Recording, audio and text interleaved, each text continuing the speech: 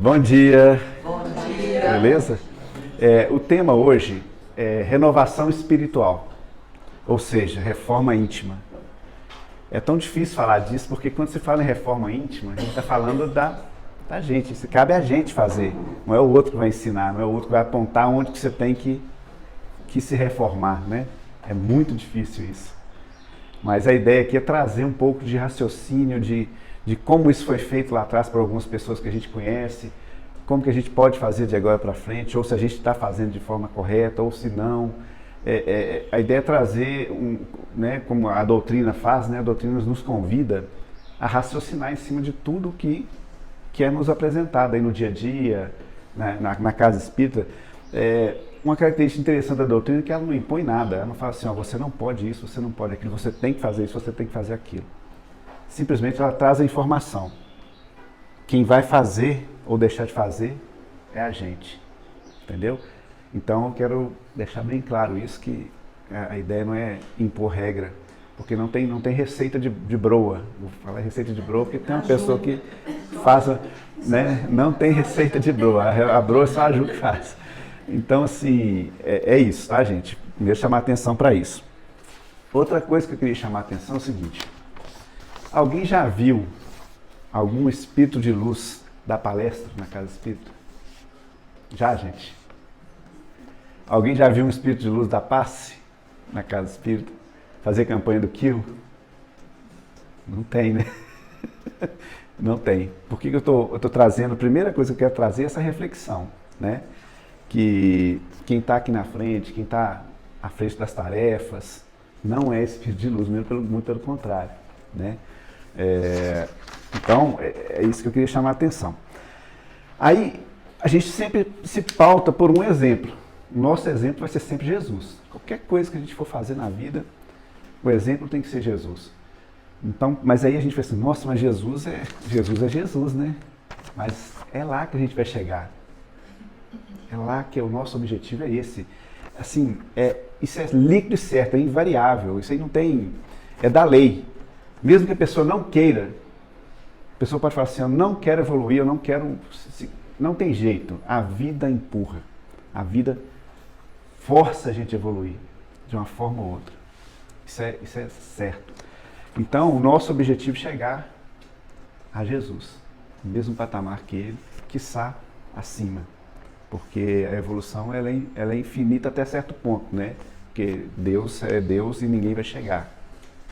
Mas dá para ir muito longe com a evolução. Então, quando a gente fala de reforma íntima, a reforma íntima ela é o grande objetivo nosso, né? É o grande objetivo de cada um aqui. Aí eu posso fazer uma pergunta. Você se vê há 10 anos atrás e se vê agora. Quantas coisas você viveu 10 anos atrás até aqui? Quantas coisas você aprendeu? Quantas coisas você conseguiu colocar em prática? Quantas coisas você não conseguiu colocar em prática? Por que não conseguiu? Né? Então, a proposta não é ser anjo nem santo de uma hora para outra. Não tem como isso. Nem Jesus conseguiu isso, viu, gente? Jesus, para chegar no ponto que ele chegou, teve uma evolução. Agora, a diferença de Jesus é que a evolução dele foi em linha reta. Jesus errou, mas ele não repetiu o erro. Quando eu falo evolução em linha reta, é isso. É errar e não repetir. Aí eu vou deixar claro que ele não errou quando passou aqui na Terra, não. Ele errou lá 4 milhões de anos atrás, quando ele era ainda espírito como nós. Né? Coloquei 4 milhões, é maneira de dizer, né? A gente não sabe quando começou a evolução de Jesus. Foi milhões de anos atrás. Então, por quê? Porque Jesus também é um espírito como a gente. Ele começou um dia como espírito ignorante. Né? Todos nós somos criados puros e ignorantes. Foram as nossas atitudes no caminhar que foi traçando a personalidade de cada um, foi traçando o que cada um está vivendo no dia de hoje, porque hoje, atualmente, a gente está colhendo o que nós plantamos no passado. Isso é fato. Mas, por outro lado, também nós estamos plantando agora o que a gente vai colher no futuro. Então, a primeira premissa, e assim, são várias premissas, ele vai trabalhar em cima dessa para não bolar muito as coisas. A primeira premissa da reforma íntima é a gente colocar na cabeça que nós somos imortais. O planejamento tem que ser dessa forma. Se a gente fizer esse planejamento para essa vida só, aí é frustração, na certa. É frustração. Porque se você planejar ser espírito de luz nessa vida, ninguém vai conseguir. Isso aí é fato. Aqui eu não estou sendo pessimista, não. A gente só está trazendo essa informação para a coisa ficar mais leve. Então, gente, a gente não é obrigado a ser espírito de luz de hoje para amanhã. Porque Jesus falava assim, ó, meu fardo é leve, meu jugo é suave. A palavra jugo não quer dizer julgamento. Ele não quer dizer jugo de julgamento. Jugo é aquela... Quando a gente coloca boi na carroça, cavalo, vai uma madeira no pescoço dele. Uma madeira mesmo para guiar. Esse jugo, quer dizer, quando a gente puxa para cá, o boi entende que ele tem que ir. Quando a gente puxa para lá, ele entende que tem que ir para o lado. É desse jugo que Jesus está falando, o jugo dele, que é o direcionamento dele é suave. Porque ele não pede isso para a gente. Olha, você tem que ser espírito de luz de hoje para amanhã. Por isso que o jugo dele é suave. Então a gente tem que pôr isso na cabeça. Tá? Já que a gente falou de Jesus, eu preciso citar aqui, não vou expor ninguém, tá? A ideia não é expor ninguém. Mas eu vou citar algumas características de pessoas que a gente conhece. Todo mundo que conhece as pessoas das quais eu vou citar essas características aqui. A primeira pessoa é uma pessoa impulsiva, com muita falta de controle emocional, machista. Grava essas informações aí. A segunda pessoa, são pessoas que a gente conhece, viu, gente? A segunda pessoa que eu vou usar como exemplo aqui tem um temperamento impulsivo, desejoso de poder, autoritário, tá? Terceira pessoa mentiroso, ambicioso, traidor. Quarta pessoa, incrédulo, essa pessoa é muito incrédula. Falta de confiança de si mesmo. Aí agora eu vou falar quem são essas pessoas, tá? Não é para expor ninguém, não. Mas a primeira pessoa, machista, impossível, tem falta de controle emocional, Pedro. Pedro era assim. Esse era Pedro, quando Jesus encontrou ele. Tá? A segunda pessoa, aliás, são duas, que tinham um temperamento explosivo, desejoso de poder e autoridade, Tiago e João, os filhos do trovão. Eles eram assim, antes de encontrar Jesus. Até um tempo, né, com Jesus, ele ainda tinha essas características. A terceira pessoa, que é o traidor, que é um ambicioso, mentiroso, não precisa nem falar, né, Judas. Então, gente, por que eu citei? Porque são defeitos, são características que muitos de nós ou conhecemos alguém ou temos elas. Essa turma estava do lado de Jesus o tempo. Pedro acordava de manhã, Jesus estava do lado dele. Pedro ia pescar, Jesus estava... Pedro era o cara que Jesus mais ficou do lado. E Pedro negou Jesus 3 vezes. Entendeu? Mas aí fica a pergunta, como que esse pessoal conseguiu fazer a reforma íntima? Né? Como que essas pessoas que ficaram ali do lado de Jesus conseguiram fazer a reforma íntima? Com a presença de Jesus. Foi assim que eles conseguiram, porque Jesus ensinava o tempo todo. Né? Tem uma passagem das criancinhas que Jesus estava caminhando e aí os discípulos ficavam tipo que segurança de popstar ali cercando, para não deixar ninguém aproximar muito. E aí as criancinhas queriam aproximar. Aí Jesus não deixou de dar um ensinamento. Ele falou, deixai vir a mim as crianças e não as impeçam, pois o reino dos céus pertence aos que são semelhantes a elas. Ele não falou pertence a elas, aos que são semelhantes. Porque a criança tem pureza no coração, a criança ainda não despertou maldade, a criança é sincera, a criança ela é pura, a criança está aberta a receber conhecimento, a receber ensinamento. Né? Então, Aí ele chama a atenção, ele dá esse ensinamento para os discípulos. Olha, o reino dos céus são para as pessoas que são como elas. Então é o seguinte, gente. Se a gente fizer um teste de DNA aqui agora, todos, nós vamos descobrir o seguinte. O DNA de Deus está na gente. Nós somos filhos de Deus. Você imagina ter o DNA de Deus dentro da gente. Isso significa o quê? Se você tem o DNA dele, você tem milhões de possibilidades de chegar onde você quiser. Porque ele implantou o DNA dele na gente. Aí eu quero chamar a atenção para uma coisa. Isso aqui na minha mão é o quê? Uma semente. A gente está vendo aqui agora uma semente. Mas você pode imaginar uma árvore? O que essa semente vai ser, se plantar ela? Vai dar frutos. É disso que eu estou falando. A semente de Deus está dentro da gente. Então, existe um caminho para a gente seguir, para virar árvore e dar frutos, que é o que Deus quer, que a gente seja como Ele. Jesus falou, vós sois deuses. Por quê? Porque, e Ele falou também, o que eu faço, vocês também podem fazer. E olha que ele fez muita coisa bacana, né? Curou cego, ressuscitou Lázaro, né?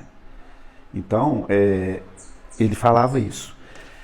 E por que e tudo na vida dele é exemplo. Por exemplo, ele nasceu na manjedoura, gente. Jesus falou assim, olha, deixa eu vou chegar lá, no combinado com o que ele fez com Deus, assim, vou chegar lá, pequenininho, para mostrar para o pessoal que a gente é pequeno, mas pode crescer. Jesus chegou numa manjedoura e foi embora na cruz. Olha o tamanho que Jesus é hoje. Então o que ele quis mostrar? Que não importa a sua origem, não importa o que você está vivendo agora, não importa se você é pequeno ou grande, o que importa é o caminho que você vai seguir, né? Certa vez, está num livro, eu não recordo agora o nome do livro, porque a gente lê muito, mas eu não sou igual o Dudu. Dudu, ele lembra o nome do livro, a página e o parágrafo, eu não consigo, eu só consigo lembrar o que eu li. Um livro que fala que Bezerra de Menezes convocou uma reunião para alguns espíritos, para treinar alguns espíritos desencarnados e encarnados. No encarnado, a gente quando vai dormir, gente, a gente é convidado a participar de palestras do lado espiritual. Por isso que é importante a gente ir deitar mais tranquilo, fazer uma prece antes de deitar, porque depois que a gente deita, o espírito se liberta. Ele vai para onde ele quer, vai passear. Deixa o corpo físico lá e vai passear.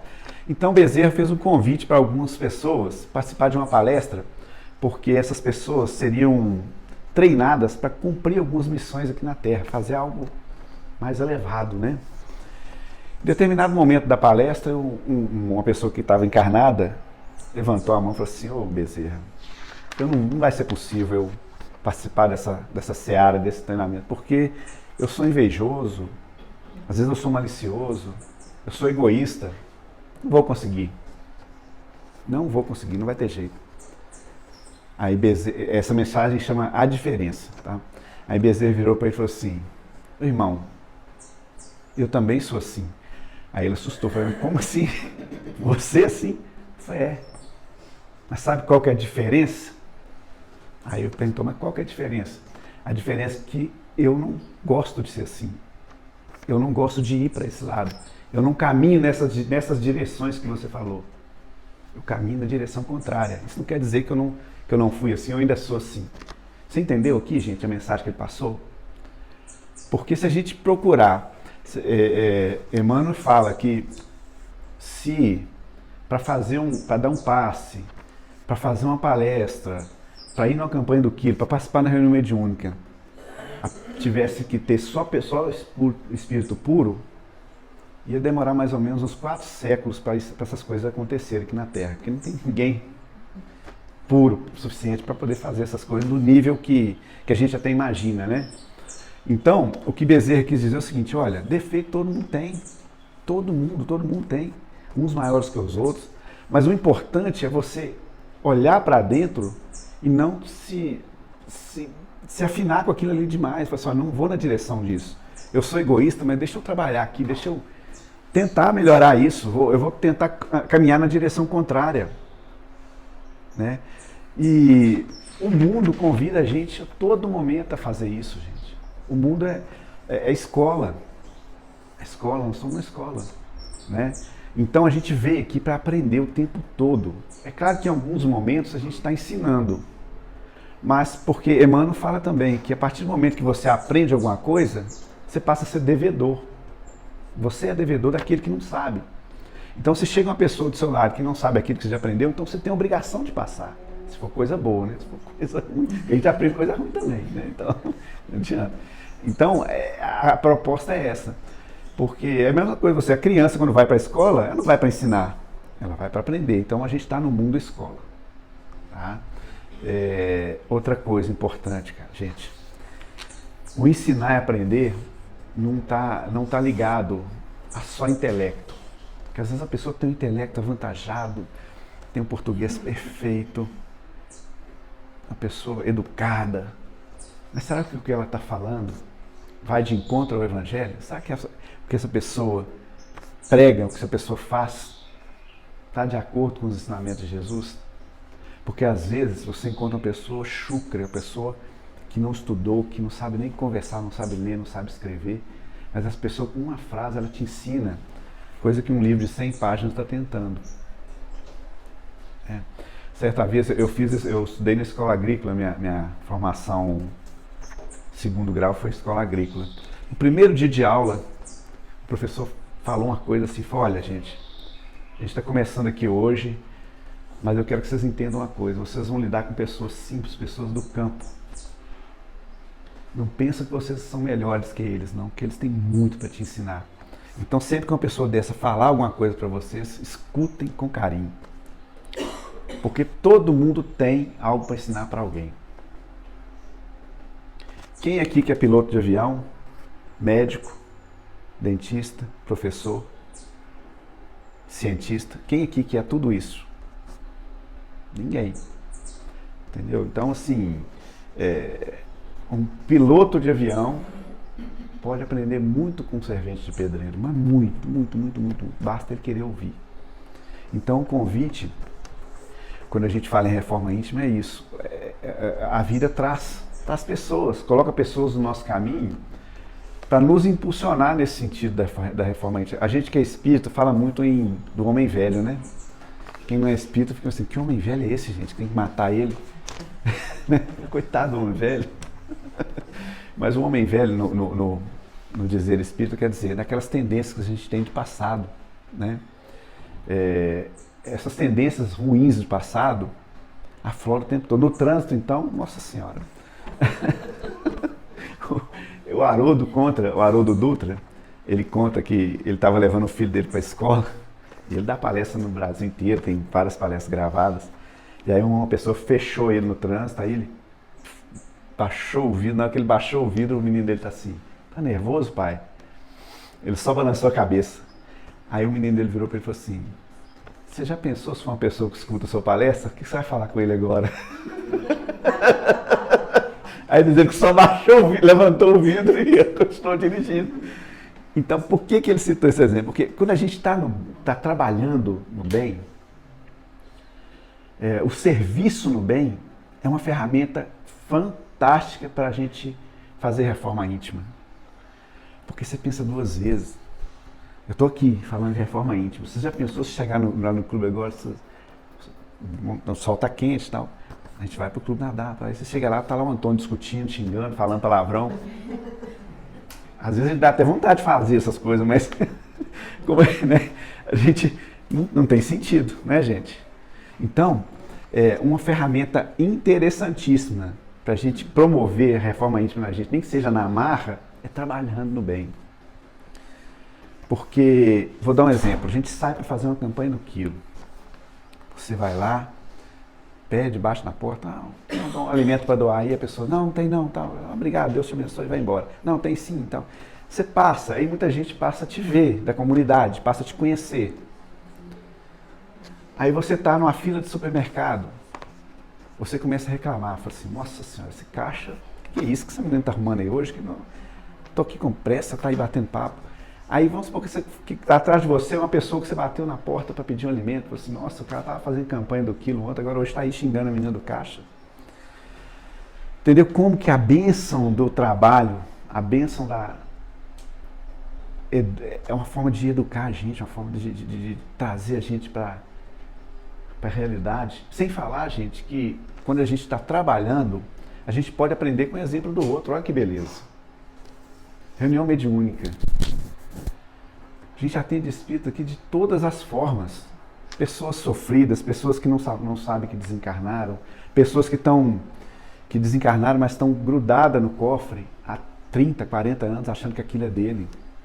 Então, é uma oportunidade que a gente tem de aprender com o erro do outro, sem precisar de passar. Porque aquela frase é muito certa, a gente aprende muito com o erro.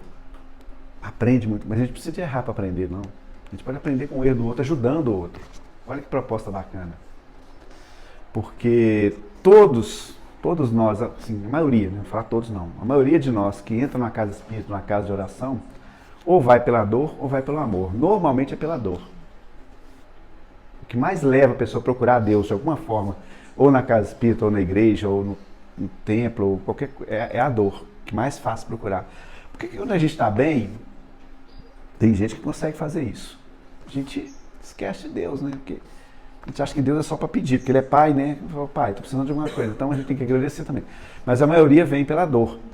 Então quando você está num ambiente onde muitas pessoas chegam procurando ajuda, e você está ali para estender a mão, para ouvir, para conversar, você está aprendendo com o erro dele. Essa é a essência do é dando que se recebe. É daí que vem. Né? Daí que vem. Quando você doa o ouvido para o outro, além de estar fazendo bem para ele, está fazendo para você mesmo. Parece egoísta isso, mas não é. É assim que é a lei. Né?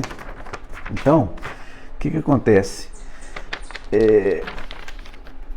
A gente é convidado a se melhorar pela disciplina. O Emmanuel falou para Chico, quando o primeiro contato visual que Chico teve com o Emmanuel, ele falou com ele, olha, você vai ter muito trabalho, você vai praticamente você não vai ter vida.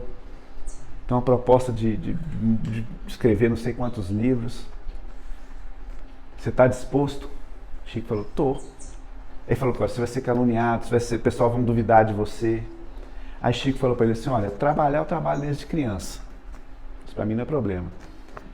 Caluniado, todo mundo até hoje, toda hora, porque ele era médium, né? Naquela época não tinha tanto conhecimento que eu tenho hoje.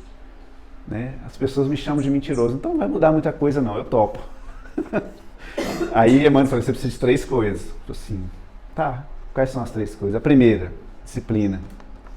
Aí Chico, tá bom. A segunda, disciplina. Aí Chico falou, tá, ué. E a terceira, foi disciplina. Aí Chico devolve a pergunta para Emmanuel, então como é que eu faço para ficar disciplinado? Né? Aí Emmanuel falou para ele, trabalha.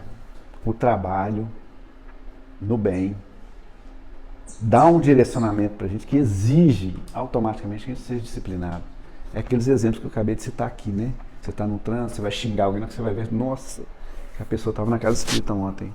Gente, é fato, a vida vai trazendo mecanismos para a gente se moldar, né? É só abrir um parênteses aqui, eu estou falando aqui muito, mas se alguém quiser levantar a mão, sugerir, dar algum exemplo, fica à vontade, viu, gente? Que aqui é aberto, tá? Para esse tipo de coisa. Então, falar de reforma íntima é isso. A premissa de que a gente é imortal. Pode falar, Sandra. Acho interessante a gente abordar também que o caminho para a gente pegar firme na reforma íntima é a gente conhecer de verdade os nossos defeitos e os nossos potenciais. E isso se chama autoconhecimento. Isso. Então, o autoconhecimento ele é importantíssimo para a gente poder entrar nesse caminho aí da reforma. Conhecer para reformar. Conhecer a gente é muito difícil, tá? Não é fácil, porque a gente tem a tendência de achar que a gente não tem defeito ou tem poucos. A tendência nossa é essa, né? Então, por isso que o outro, gente, o outro é importante demais na nossa evolução. Apesar da evolução ser individual, mas o outro te ajuda muito. Porque quando você acha alguém, isso acontece muito no lar, porque as pessoas que estão à nossa volta são as que convivem com a gente, que sabem os defeitos da gente e as que apontam o nosso defeito. Então, quando alguém da nossa casa apontar um defeito seu, você raciocina em cima daquilo. Essa que é a proposta. Porque a pessoa de fora, enquanto aqui no centro espírita, não vou sair apontando defeitos de ninguém aqui, não é meu papel. Nem Jesus julgou, né? A mulher adulta, ele não julgou ela, ele falou assim, olha, quem tiver pecado que atire a primeira pedra. Aí foi saindo um por um, na hora que ele viu que não tinha ninguém, ele falou assim, cadê as pessoas que estavam te acusando? A mulher falou para ele, foram embora. Se nem eles te julgaram, se eles não te julgaram, não sou eu que vou julgar.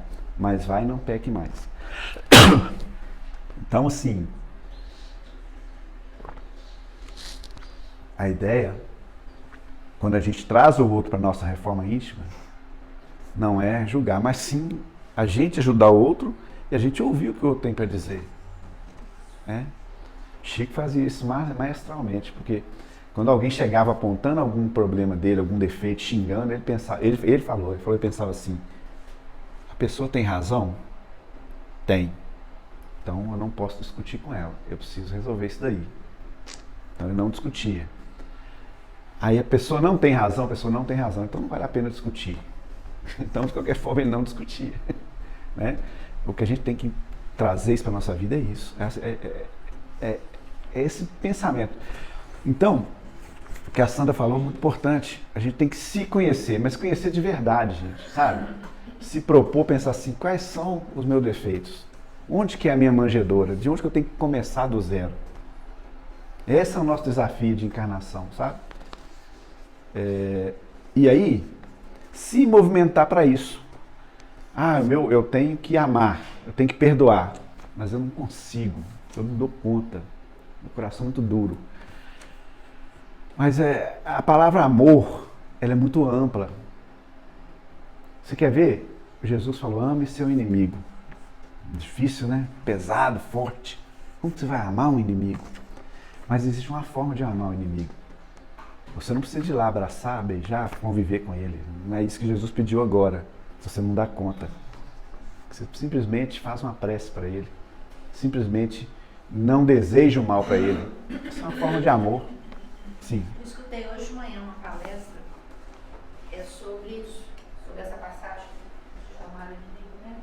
E que a gente, é uma dica, né? Que a gente sempre olha aquela pessoa como um espírito que está muito mais atrás do que a gente, né? Ele é um sofredor, ele é um infeliz, ele é um espírito doente, porque ele ainda não galgou, né? A escada que a gente está lá, ele ainda nem viu a escada ainda. Exato. Então é só pra gente, não é desculpar, mas é você saber que ele coitado. Ele faz isso porque ele não sabe fazer diferença. Ele ainda não viu a luz. Né? Então era isso mesmo. Lembra que... Você achar que não é porque ele é ruim, porque ele é malvado. Quem é malvado é doente. Isso. Precisa. E o doente precisa de quê? De socorro. E é difícil da gente ver mesmo. Na maldade, um espírito que é só adormecido, né? E que não está fazendo aquilo. Mas é porque ele tem uma legião de amigos, né, na espiritualidade que está dando força ali para ele não andar, não ir para frente, não enxergar, né, aquilo que a gente que vê o mal nele e fala, meu Deus, né, como pode uma criatura fazer isso? Né? Mas faz porque ele ainda é... E a gente é o que dessa pessoa? A gente é devedor dela. Por quê? Porque você conhece o caminho, então você tem que mostrar para ele o caminho. Essa é a segunda face, é a outra face que Jesus fala. Essa é a outra face, é mostrar o caminho, sabe? Mostrar, olha, não vai por aqui não. Mas se a gente não tem acesso, se a gente não tem contato, se a gente não consegue verbalizar isso, faz prece, que a prece alcança. A prece alcança. Por que Jesus, quando chegou aqui, não convocou 12 espírito de luz para trabalhar com ele? Ele escolheu 12 apóstolos. De trazer 12 espíritos de luz, assim, vem cá, nós vamos resolver o problema desse povo aqui. Sabe por quê? Porque se tivesse um espírito de luz aqui agora, dando palestra, falando sobre reforma íntima, ia ser maravilhoso, ia ser lindo. Mas ninguém ia se identificar com ele. Porque a gente ia enxergar uma pessoa muito distante da gente. Entendeu a proposta? A proposta a palavra próximo é isso, sabe? A pessoa que fez o mal para você está próximo. Ele está, evolutivamente, vamos dizer que ele está um pouco atrasado, mas ele não está muito distante de você, porque você até pouco tempo estava no lugar dele. A gente até pouco tempo estava fazendo as mesmas coisas que ele fazia. Até chegar o momento que alguém pegou na nossa mão e ensinou o caminho. Tá? E hoje, gente, se todos que estão sobre a terra, encarnados, estão na mesma faixa de evolução. Aí eu vou colocar faixa. Aí existem níveis de evolução diferentes. Às vezes alguém conhece algo mais, alguém sabe, alguém tem um comportamento melhorzinho do que o outro, mas a faixa é a mesma. Nós estamos aqui no mundo de prova e expiação, todo mundo igual. É só o nível de conhecimento, o nível de comportamento, a forma de agir de um e de outro que é diferente. Então, não precisa preocupar em querer ser santo de um dia para o outro. Não, ninguém dá conta disso. Sabe? Qual que é um dos processos da depressão? A depressão é um dos processos. Estou dizendo que é só isso não, viu, gente? A depressão está muito ligada à expectativa e realidade. Quando você tem uma expectativa muito alta e a sua realidade não alcança, gera frustração. Sabe? É a mesma coisa, vou dar um exemplo do elástico. Você pega um elástico, estica. Ele só vem até aqui, mas você quer que o elástico vá mais um pouco. Aí você força. O que acontece? Essa ponta solta. Na hora que ela solta, ela encolhe para um tamanho menor do que o original. Então ele fica menor do que quando ele começou. Então o que gera a depressão, o que gera a doença mental é isso. A gente criar uma expectativa que a gente não dá conta de alcançar. Né? Então vamos dar um passo de cada vez. Vamos pensar assim, qual que é o meu defeito? Qual que é um dos meus defeitos? É isso. Mas isso eu não dou conta agora, mas eu preciso começar a pensar como que eu vou fazer para dar conta disso. Aí que vem aquela informação, que a primeira premissa é entender que a gente é espírito eterno. A gente não tem só essa encarnação para resolver todos os nossos problemas. Isso alivia muito, isso consola. Isso dá ânimo para a gente pensar assim, não, peraí, meu objetivo é ir a pé até BH hoje. Vou sair daqui e vou a pé até BH, mas eu não dou conta não. Falei, então vou parar ali no posto Água Limpa, vou tomar uma água, se eu der conta eu continuo. Mas você já está no caminho, já está no sentido de BH. Entendeu o exemplo? Você não precisa chegar lá hoje, porque você tem o tempo, gente, a gente tem a eternidade. É claro que quanto mais a gente fizer, mais rápido a gente vai chegar. Né? A gente costuma brincar que nós somos eternos, mas algumas eternidades são maiores para um do que para outros, né? Duram mais. Depende muito da movimentação da pessoa, tá? Então, qual que é o plano? É igual como eu falei no início, a reforma íntima, é sua. Mas, uma vez que você identificou, você falou assim, não, isso aqui eu consigo. Se eu falo 10 palavrões por dia, eu acho que eu consigo falar só 5. Vou me monitorar aqui para... Quantos que eu falei hoje? 5. Opa, não foi os 10 de ontem. Já é um alcance, né? Já foi um ganho. Fala, Sandra. O Antônio, você falou aí sobre a diferença da expectativa com a realidade, mas tem também um outro ponto também que se alinha nessa ideia, que é a pessoa não aceitar e entrar numa revolta quando acontece algo ou quando ela tem alguma perda. Porque a gente tem dois caminhos de digerir as perdas. E o caminho pior é o da revolta, é o da não aceitação. E aí a não aceitação, ela pode ou cristalizar, ou pode gerar mesmo essa sensação de impotência que acaba resvalando para a depressão também. Mas a revolta é algo que a gente, todo ser humano, tem uma pontinha de revolta que precisa ser trabalhada. Isso. E não só numa encarnação, mas no decorrer das reencarnações. Da caminhada, né? Nós somos espíritos revoltados, né? Sim. A tendência, né? É o homem velho, né? A nossa tendência é revolta. Sim. Oi. Mas eu vou comentar que o tema, né, é a reforma que a gente tem que fazer na gente. Né? E aí a gente vai naquela amnésia de otimismo. Isso. Que é o caminho para a gente se reformar. É. E aí, usando as palavras que foram ditas, né, as coisas que acontecem na vida da gente, as coisas que, os desafios, né, como as perdas, ou mesmo o inimigo, que não é menos que a gente. Né? É o que ele tem a ensinar para a gente. O que a perda tem a ensinar para a gente. Então, eu acho assim que é uma reflexão da gente não se colocar tão acima, mas com que tudo que pode estar acontecendo pode estar nos ajudando. São ferramentas para a gente conseguir impulsionar a nossa evolução. Em estar nessa fila que não anda. Né? Em vez de se revoltar para a fila que você pegou que não anda, que é a que acontece. Uhum. Né? Você sempre está na fila que não anda. Mas o que eu posso aprender com isso? Então, eu acho que tudo que o mundo está falando é mais ou menos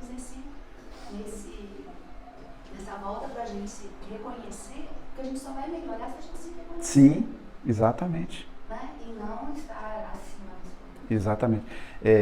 Pegando esse gancho que vocês duas falaram, isso não é normal não, mas eu vou fazer algumas previsões aqui, viu, gente? O Espiritismo não prega isso, não. Eu vou abrir uma sessão aqui, vou fazer algumas previsões aqui. Nós vamos perder alguém que a gente ama. Nós vamos sofrer decepções. Vocês têm dúvida disso? Vai acontecer, ué. Não precisa ser mãe de Ná para saber disso, né? Então é isso que você falou. A gente tem que saber que isso vai acontecer e nos preparar para passar por isso de forma equilibrada. Esse é o desafio da reforma íntima, essa é a essência da reforma íntima. Como que você vai passar pelas situações? São situações difíceis. Muito. E se a pessoa não der conta, que peça ajuda, seja humilde e peça ajuda. Porque tem situações que você não consegue fazer sozinho. Não. Né? Então, a ajuda sempre é boa, o autoconhecimento. O autoconhecimento e a ajuda. Você tocou num ponto interessante, Cristina. O ser humano é o único animal que não consegue viver sozinho. Você pegar um bebê recém-nascido e deixar ele por conta, ele não sobrevive muito tempo. Não sobrevive. A gente não consegue viver sozinho. Até para morrer, gente, até para desencarnar, você precisa de pelo menos 4 pessoas para levar seu caixão. Então não adianta você achar que vai viver sozinho, que não tem jeito. Esquece isso. E é o que você falou, o outro, ele serve de ferramenta para impulsionar a nossa evolução. Marido complicado, esposo complicado. Se você passar a olhar a pessoa, aquela pessoa que você acha que é complicada, como um degrau para te ajudar a evoluir, que nada mais é do que isso. A vida coloca pessoas, situações na nossa frente, é aquilo que eu falei no início. Mesmo que a pessoa não queira, eu não quero ser santo, eu não quero ser anjo. Não tem jeito, gente, vai ser. Vai ser. Porque a vida vai te trazer situações que vai te forçar a refletir no momento de dor, no momento difícil. Né? Então vai ser, é isso. Então que a gente tem que se preparar para esses momentos que a vida traz para a gente.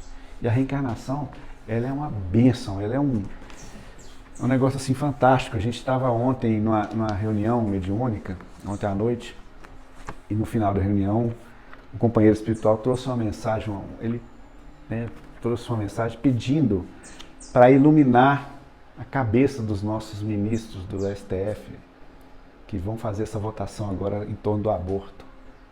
Que Deus possa iluminar a cabeça deles. Tá? A gente não está aqui nem falando contra nem a favor, porque existem situações e situações.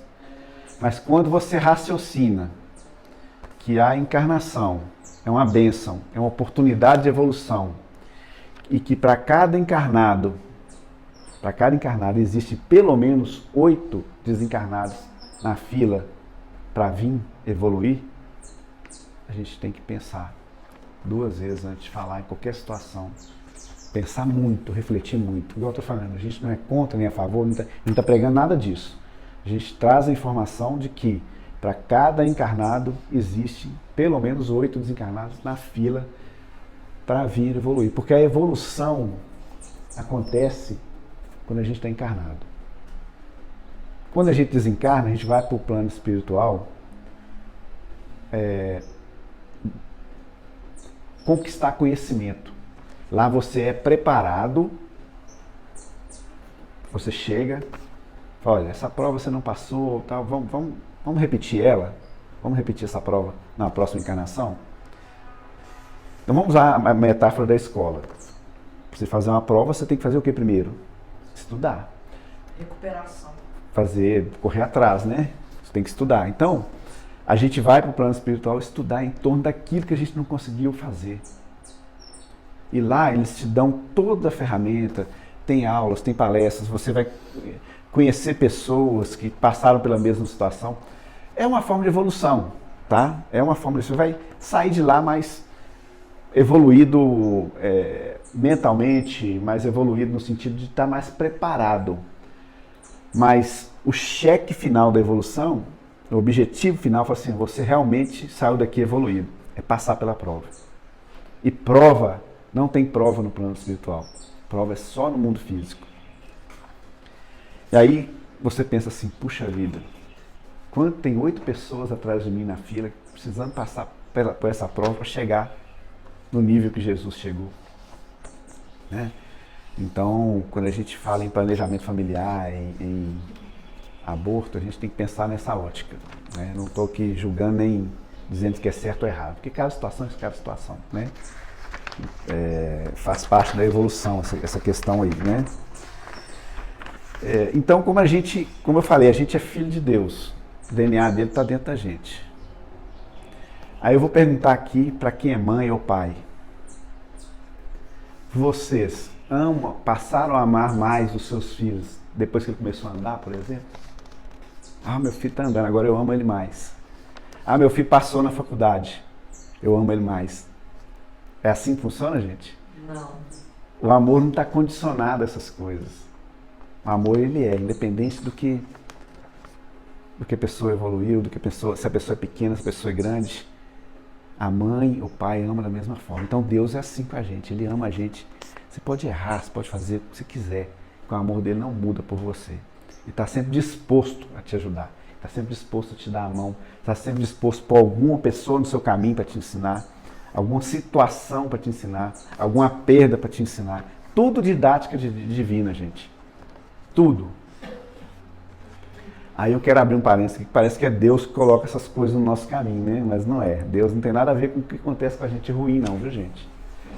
Tudo, 100% das coisas de ruim que acontece com a gente é responsabilidade nossa. Nós somos herdeiros de nós mesmos. Como eu disse mais cedo, nós estamos colhendo o que plantamos lá atrás. Mas aí, se você é eterno, você pode plantar coisa boa para colher lá na frente. E esse lá na frente parece que a gente está falando de algo muito longe. Não. Você pode conquistar uma amizade hoje e amanhã encontrar com essa amizade na rua, a pessoa te acolher, te abraçar. São pequenas plantios com pequenas colheitas. Então, mas aí existe a grande colheita, que é o objetivo da nossa encarnação. A gente vem para a encarnação com a bênção do esquecimento. Mas lá no fundo, cada um sabe o que tem de errado para melhorar. Então, por isso que é reforma íntima. Se a gente parar na frente do espelho e olhar direitinho, parar de olhar assim, nossa, que cara bonito, que mulher bonita, que mulher inteligente, que mulher vencedora, que cara vencedor. Você olha no espelho e fala assim, te conheço, você não é assim, você precisa melhorar isso. Não adianta você ficar ali dando palestra se você não conseguiu melhorar isso. Para instigar isso dentro da gente. Então, o convite é esse. Primeiro, pensar que a gente é eterno, que não é só essa vida para viver, que fica mais fácil, fica mais tranquilo, tá? Fica bem mais tranquilo. E o segundo é chegar na frente do espelho e falar assim, qual vai ser o plano de agora para frente? Nós dois, o que a gente vai fazer para, né?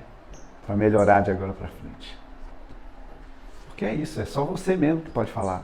Às vezes um parente dá um toque e fala, olha, você precisa melhorar isso, você precisa fazer aquilo. Talvez precisa mesmo, mas talvez não. Talvez tenha outra coisa que você fala assim, não, isso aqui eu dou conta, eu vou fazer. Então é isso, é o exemplo que eu falei do palavrão. Se você fala 10 por dia, fala, amanhã eu vou tentar falar 5. Ah não, consegui só 7. Não, preciso chegar em 5. Porque é coisa que a gente traz de muito tempo, então você não consegue parar de uma hora para outra. Mas você consegue diminuir, diminuir, diminuir. É a tal da disciplina. É tão difícil demonstrar isso às pessoas, né? É. Muito. Muito. E não consegue. Mas é a tentativa, é o caminho, é o caminhar que é importante aqui, viu, gente? Não é chegar lá, não. Chegar é importante, mas a forma como você vai caminhar. Isso é você que decide. E procura fazer o que dá conta. Não traça objetivo mirabolante, não, porque é frustração na certa. Pequenas coisas. Ok? É isso. Deu? Muito obrigada. Obrigado. Desligar.